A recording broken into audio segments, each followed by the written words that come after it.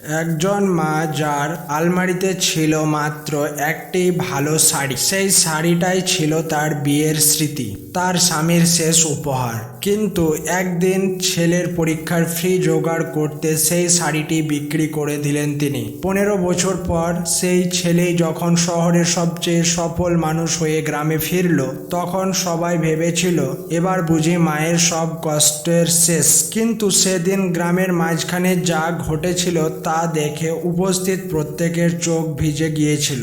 পশ্চিমবঙ্গের একটি ছোট্ট গ্রামের নাম শ্যামপুর। সেখানে থাকতেন এক বিধবা মা সুচিত্রা দেবী। তার একমাত্র ছেলে রাহুল তখন 8ম শ্রেণীতে পড়ে। রাহুলের বাবা অনেক আগেই অসুস্থ হয়ে মারা গিয়েছিল।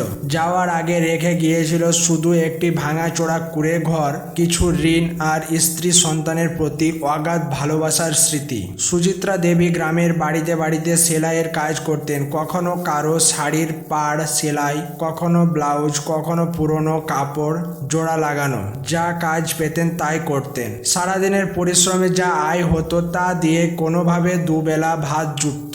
অনেক দিন এমনও গেছে তিনি নিজে না খেয়ে ছেলেকে খাইয়েছিলেন। কিন্তু রাহুল এসব বুঝতো না। মা সব সময় হাসি মুখে বলতেন, আমি দুপুরে খেয়ে নিয়েছি বাবা, তুই খেয়ে নে।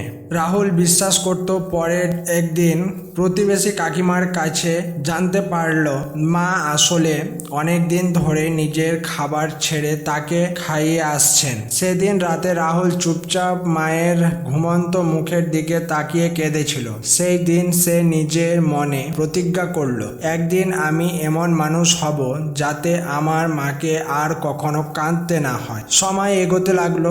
রাহুল পড়াশোনায় খুব ভালো ছিল। স্কুলের শিক্ষকরা বলতেন এই ছেলেটার সুযোগ পেলে অনেক দূর যাওয়ার ক্ষমতা আছে।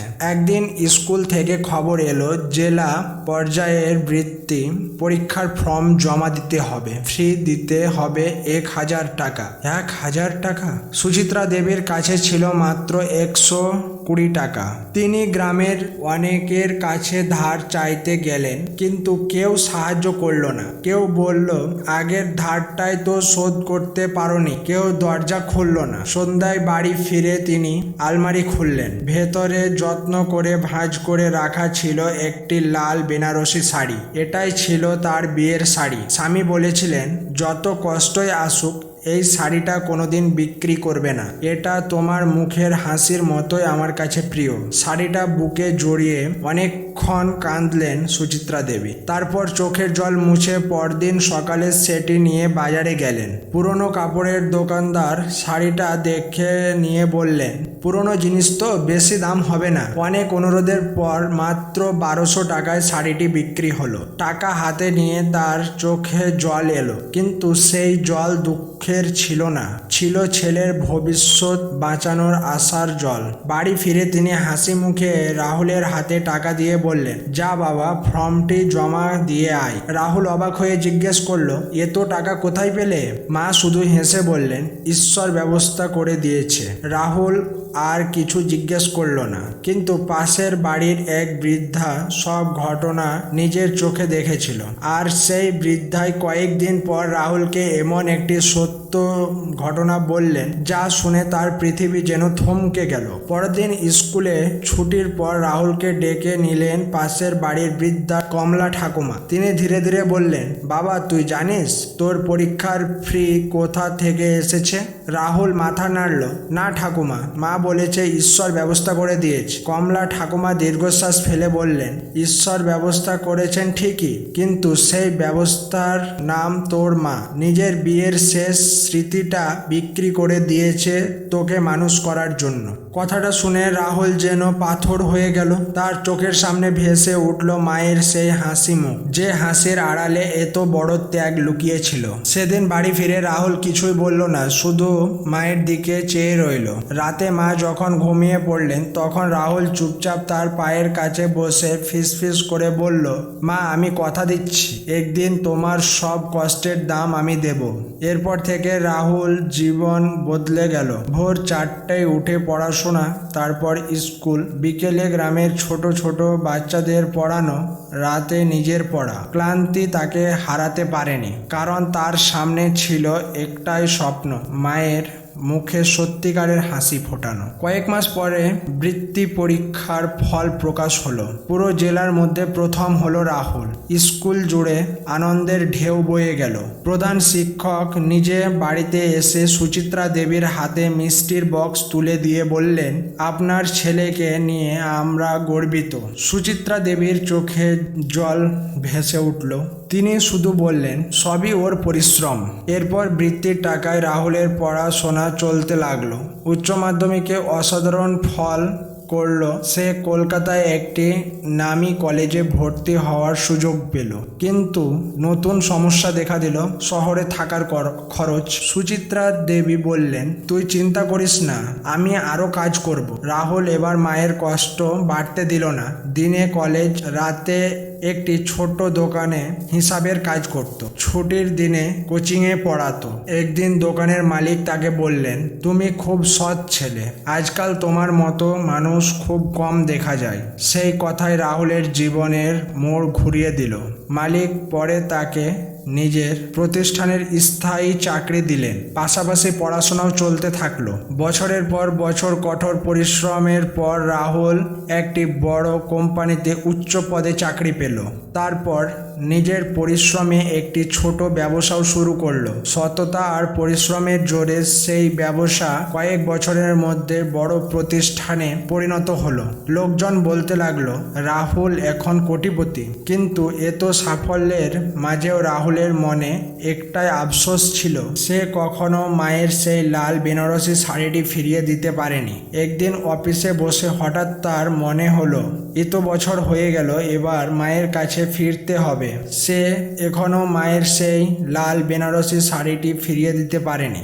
একদিন অফিসে বসে হঠাৎ তার মনে হলো, সে সিদ্ধান্ত নিল কাউকে কিছু না জানিয়ে গ্রামের বাড়িতে যাবে। কিন্তু সে জানতো না, এই ফিরে আসাই শুধু তার জীবনের নয়, পুরো গ্রামের ইতিহাস বদলে দেবে। 15 বছর পর এক সকালে গ্রামের মানুষ অবাক হয়ে দেখলো, কয়েকটি বড় গাড়ি সুচিত্রা দেবীর ছোট বাড়ির সামনে এসে থামলো। গাড়ি থেকে নামলো এক সুদর্শন যুবক। প্রথমে কেউ চিনতে পারেনি। তারপর হঠাৎ একজন চিৎকার করে উঠল, ওই তো রাহুল, সুচিত্রা দেবীর ছেলে। খবর মুহূর্তের মধ্যে পুরো গ্রামে ছড়িয়ে পড়ল। রাহুল ধীরে ধীরে বাড়ির ভেতরে ঢুকলো। সুচিত্রা দেবী তখন উঠোনে বসে পুরনো কাপড় সেলাই করছিলেন। ছেলের কণ্ঠ শুনে তিনি মাথা তুললেন। এক মুহূর্তের জন্য যেন সময় থেমে গেল। রাহুল? পরের মুহূর্তেই মা ছেলে একে অপরকে জড়িয়ে ধরে কাঁদতে লাগলেন। সেই কান্নায় ছিল 15 বছর অপেক্ষা, কষ্ট, ভালোবাসা আর হাজারো না বলা কথা। রাহুল মায়ের হাত দুটি নিজের কপালে ছুঁয়ে বললেন, মা, আজ আমি যা হয়েছি সব তোমার জন্য। সুচিত্রা দেবী শুধু বললেন, আমি তো শুধু আমার কর্তব্য করেছি বাবা। রাহুল হেসে বলল, আজ আমারও একটা কর্তব্য আছে। সে গ্রামের সবাইকে মাঠে আসতে অনুরোধ করলো। কিছুক্ষণ পর পুরো গ্রাম জড়ো হলো।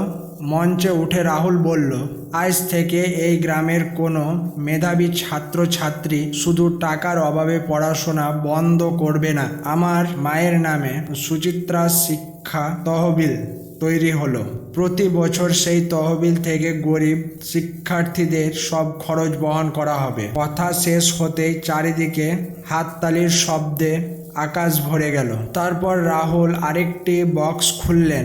ভেতরে ছিল একটি অপূর্ব লাল বেনারসি শাড়ি। সে মায়ের হাতে শাড়িটি দিয়ে বলল, মা, আমি জানি বাবার দেওয়া সেই শাড়িটি আর ফিরিয়ে আনতে পারবো না, কিন্তু আজ এই শাড়িটা আমি তোমাকে দিচ্ছি, তোমার ত্যাগের প্রতি আমার ছোট্ট শ্রদ্ধা হিসাবে। সুচিত্রা দেবী শাড়িটি বুকে জড়িয়ে ধরে অঝরে কাঁদতে লাগলো। তিনি বললেন, বাবা, আমার সবচেয়ে বড় শাড়ি তো তুই মানুষ হয়েছিস, এর চেয়ে বড় গয়না, বড় উপহার আমার কিছুই লাগবে না।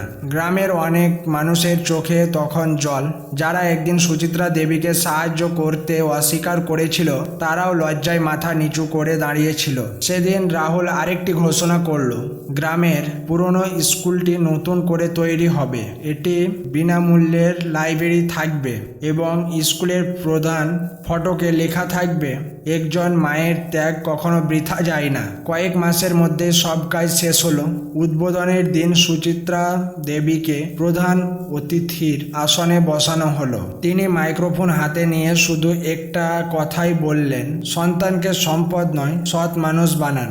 ভালো মানুষ হলে সে একদিন নিজের ভাগ্যও বদলাবে, অন্যের জীবনও বদলাবে। মুহূর্তেই পুরো মাঠ দাঁড়িয়ে করতালি দিয়ে উঠল। সেদিন সূর্য অস্ত যাচ্ছিল, কিন্তু সুচিত্রা দেবীর জীবনের অন্ধকার শেষ হয়ে নতুন আলো ফুটেছিল। রাহুল মায়ের হাত ধরে ধীরে ধীরে বাড়ির পথে হাঁটছিল। তার মনে হচ্ছিল পৃথিবীর সবচেয়ে বড় সাফল্য বড় বাড়ি, দামি গাড়ি বা অনেক টাকা নয়। সবচেয়ে বড় সাফল্য হলো যে মা নিজের সবকিছু হারিয়ে সন্তানের ভবিষ্যৎ গড়ে দেন। একদিন সেই মায়ের মুখে সত্যিকারের হাসি ফিরিয়ে দিতে পারা সবচাইতে বড় সাফল্য।